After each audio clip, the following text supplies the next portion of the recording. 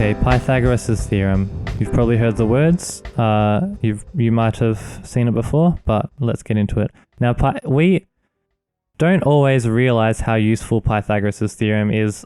I realized this one particular use of it last year when my year 7s had to design a zoo, and they made all these amazing enclosures, all sorts of shapes for the different animals, but they realized at some point that even though they could find the length of straight lines like that, they couldn't find the length of diagonal lines like this. So the straight line, it's just because the scale here says 1 centimeter is 4 meters. That means I've got 4 meters, another 4, another 4. I've got 12 meters here. But they didn't know how to find these diagonal lengths, and that's what we're going to use Pythagoras for. So here's a diagonal length, and here is 2 straight lengths that can help you work it out. So here, this one is just 3 blocks, which means just like the other one, it must be 12 meters. And this one was 2 blocks, so that means it's really 2 times 4, which is 8 meters. And I can use Pythagoras' theorem to find the third side, and we'll call that C. Also, by the way, there's a right-angled triangle. Pythagoras only works for right-angled triangles, and this longest side, called C, is also called the hypotenuse. That comes up sometimes. Okay, so the equation to solve this is C squared equals A squared plus B squared. And A and B are just these two here. It doesn't matter which one is which, because they're just added together. So 12 squared plus 8 squared is the same as 8 squared plus 12 squared. So it doesn't matter which order, which one's A, which one's B. But the longest side is always C. Alright, so let's substitute some numbers in. We want to find this diagonal length, C. So let's say A is 8. B is 12. Then that's 64 plus 144. I'm not too concerned about just this kind of maths. You can do this in your calculator if you want. You can even do this whole thing in your calculator. But, okay, now we're up to C squared equals 208.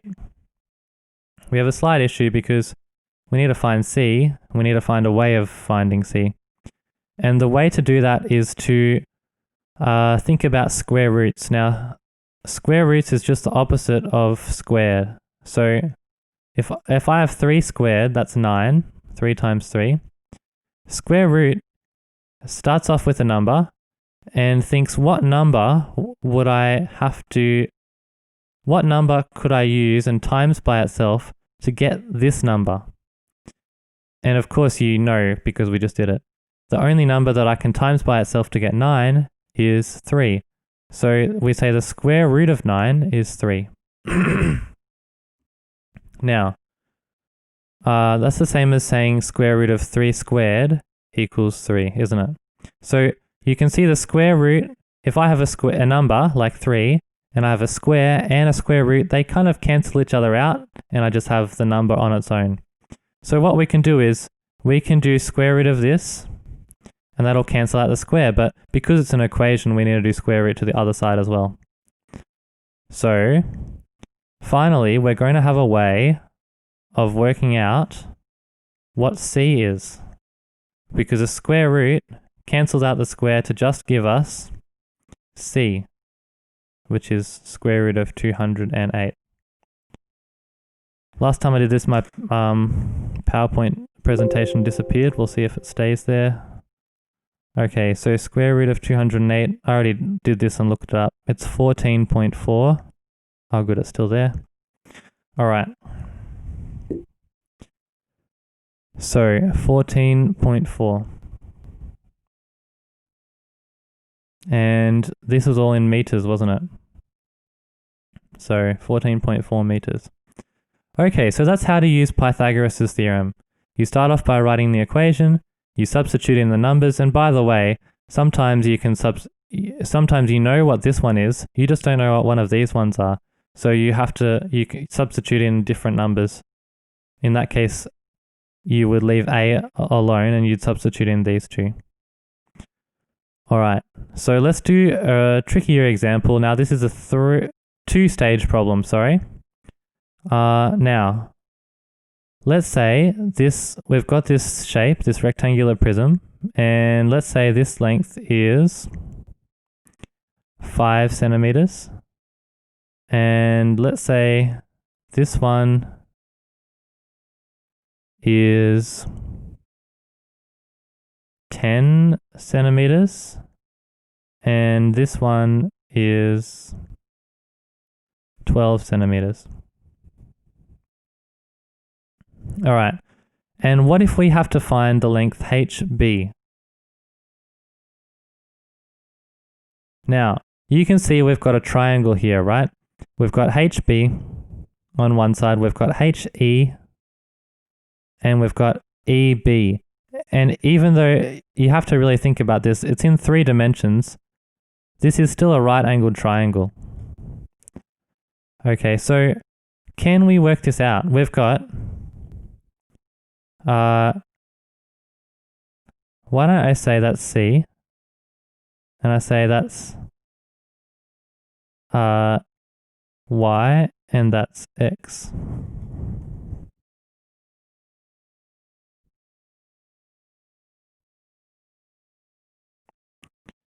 So we know that this squared is equal to this squared plus this squared. But we only know what Y is, we don't know what X is, and we don't know what C is. So we can't work this out yet. We've got C squared equals Y squared plus X squared. All right, so how do we do this? We have to know what, we know what Y is, that's 5. 5 squared plus, we need to know what X is before we can keep going. So to do that, you need to use another right-angled triangle, which is this one. You've got EA and AB, and you've got X. So let's call this one A, and we'll call this one B. Okay, so A squared plus B squared equals X squared. So let's do that over here. A squared plus B squared equals X squared. Oh, sorry. I'll try and write it the other way around just so that we're used to writing it that way around. So X squared equals, so we'll have the hypotenuse on the left equals A squared plus B squared. So what's A? A is the same as this one, which is 10 centimeters. What's B? B is the same as this one, which is 12 centimeters. So that's 100 plus 144.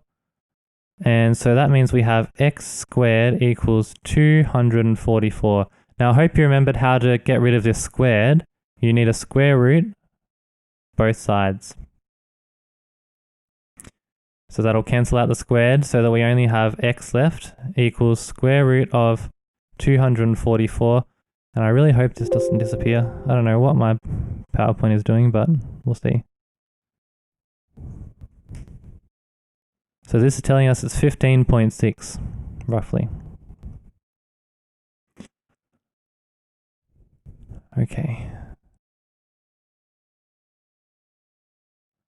15.6 centimeters. And now we can finally work out what C is because we found out what X is and we can put that in here. So 5 squared plus 15.6 squared. It's 25 plus, I can't do 15.6 squared. We can use a regular calculator for this.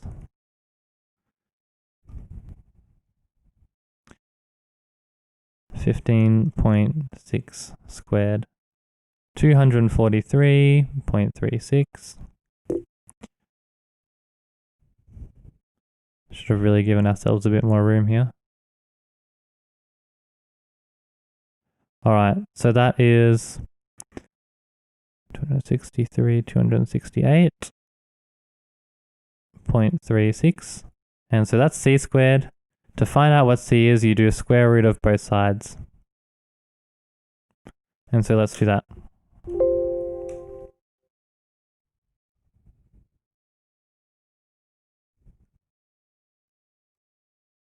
We've got 16.23.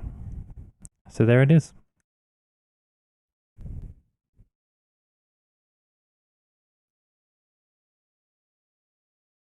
Let's just check to see if our answers make sense.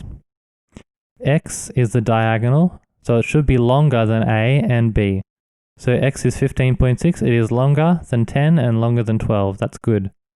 C should be even longer because it's a diagonal of this triangle. And C is a little bit longer, so that's good. The answers actually make sense. So that's Pythagoras and a tricky 3D example as well. If you didn't understand the 3D example, just start with some 2D ones and you can move on to 3D later. And you'll probably be a bit better at it after that. After you try the 2D ones. See you later.